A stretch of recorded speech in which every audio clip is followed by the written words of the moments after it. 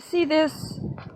Why is it on other people's videos everything's nice and tidy? There is no mess. I used every bit of this stuff. Oh my gosh. So I have a lot of stuff to put away.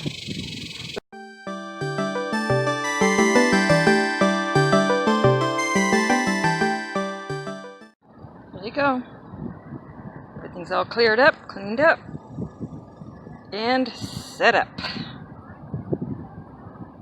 And we're still above 110, just a little bit above 110. It is 10:35 p.m. It's 77 degrees in here. What did I set this at?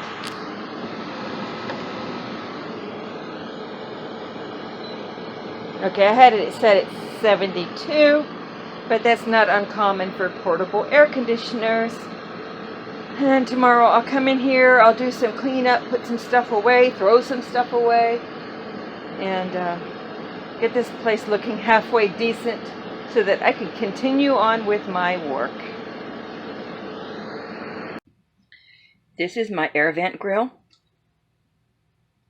to put over my exhaust blowout for the portable AC on the exterior of the RV.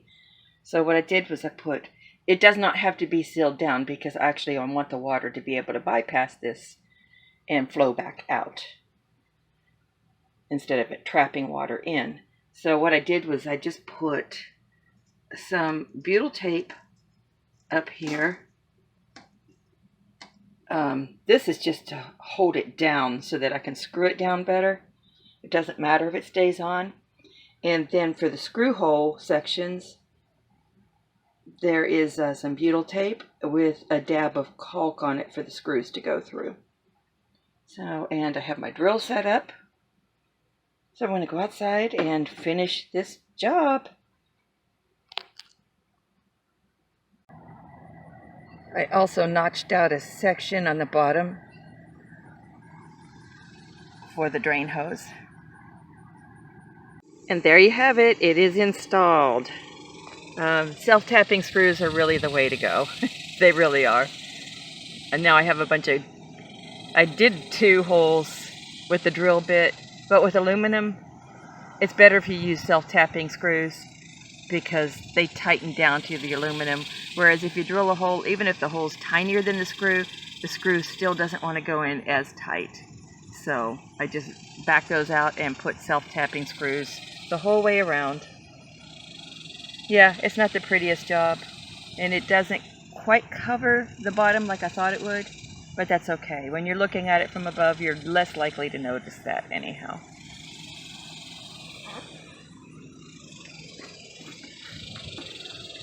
That's what it looks like. Although there is cool air blowing out of this, it says 89 degrees. It's because that still needs to be covered, the exhaust vent hose. So I have all this Reflectix, and I'm going to cover it up and come in later and we'll see what the difference in the temperature makes. Okay, I got it as well as I could. It pulled out, which was not fun because I had to reach under there and re-secure it. There's an open section right there that will let heat out. Got to figure out how to remedy that, but right now I need to take a break because this really hurts crawling under this little tiny small section and having to reach in there to try to fix it. I have another piece of Reflectix I can put over that, but I've got to take a break first. But yeah, for the most part, it is done. It's all wrapped up, taped it to the AC, and we'll see if it makes a difference. We're back at 89. It was 90 when I first turned it on, but 1 degree isn't going to make that much of a difference. So we'll see. Oh, now it says 90. Thank you.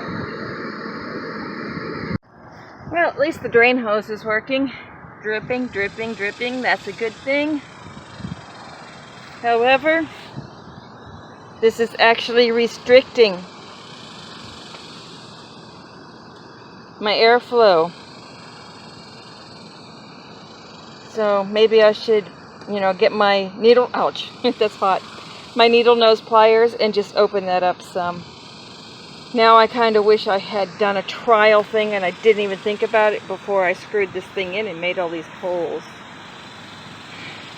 The trial version would have been just to use rubber butyl, put it up there, and just let it stick by itself while I was testing it. Because this thing is cutting off way too much air. Of course, I could always just get my tin snips and snip off the center, which I might end up doing.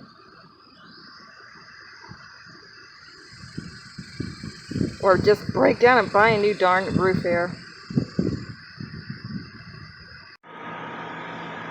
And of course, the other issue is how much space a portable air conditioner can take. When I actually do move in this, finish it and move into it, my TV is going to be along this wall in a cabinet. I already bought the cabinet, constructed the cabinet, so my TV will be on top of that. And as I've said in previous videos, I'm going to have a panel running from the top of that cabinet down to the corner here, so that I don't have any cooking splashes going into my living room area and on the back of a TV.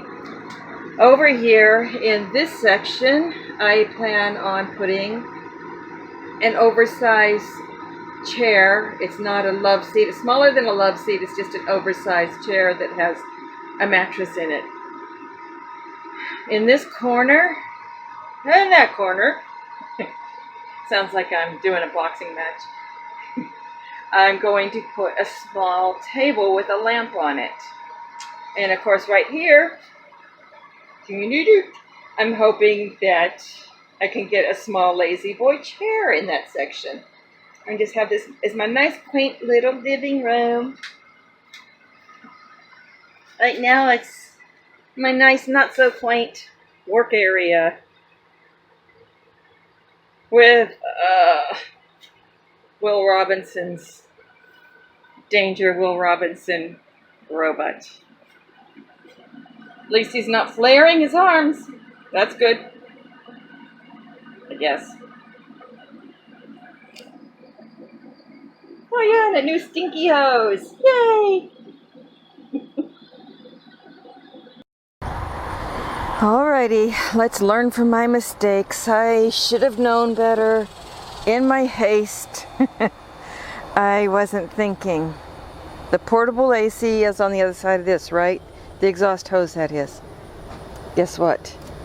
Each one of these things is blocking the airflow of the exhaust from coming out. So I'm going to have to cut those off, and I have to undo this and take that one plastic part off of it as well.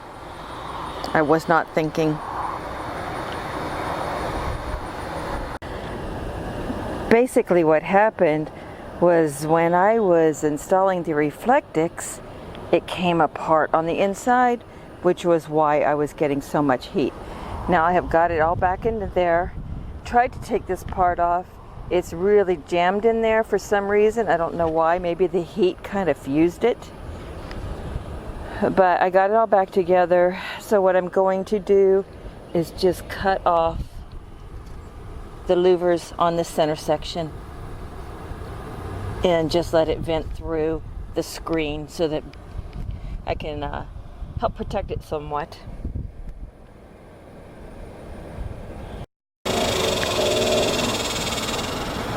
Okay, I modified it a bit. I pulled this out a little bit further, let it stick out some, and then I re-caulked around it. And of course this doesn't need to be caulked because it's just, it was pretty much a rain plate. But since those louvers kept the airflow, restricted the airflow, I cut them off on that section. So this is what it looks like now. It's blowing nicely.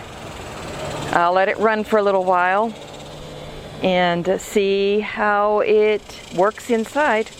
Hopefully this will do the trick. So there you have it. There it is underneath. I believe this light is actually creating some heat under there. But I put my hand under there. I don't really feel, except for here, maybe a little bit of heat. Nothing like before, because it had come apart inside and I didn't realize it. That is why I was getting so much intense heat in here. So I will let this run a while. We will see how it does. It was 82 when I first turned it on, and it's went up 1 degree. I don't know if that's from me messing around in here. Oh, okay, it dropped back down to 82. Okay, so I'll let this run a while and we'll see what happens.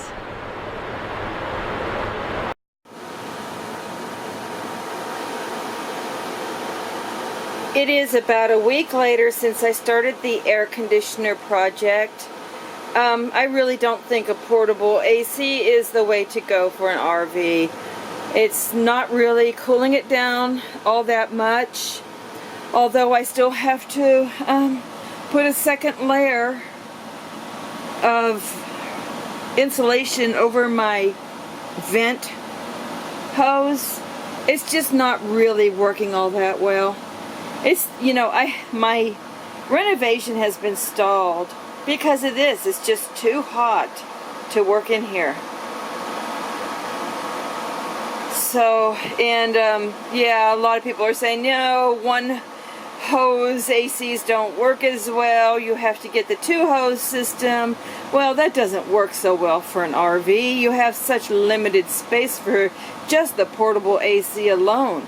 You know, venting out 1 intake hose and 1 exhaust hose is just a bit much for a small RV. I mean, it's just a bit too much. You know, like I said, space is limited. So in summary, when I get paid next month, I will be buying a new roof air conditioner and be done with this. That's just a couple weeks from now. Okay, so learn from my mistakes. And thank you for watching. Thank you for your support, your comments, and your words of wisdom. Thank you again for watching, and live the life you love. It is, ugh, not only is it warm in here, the humidity is high.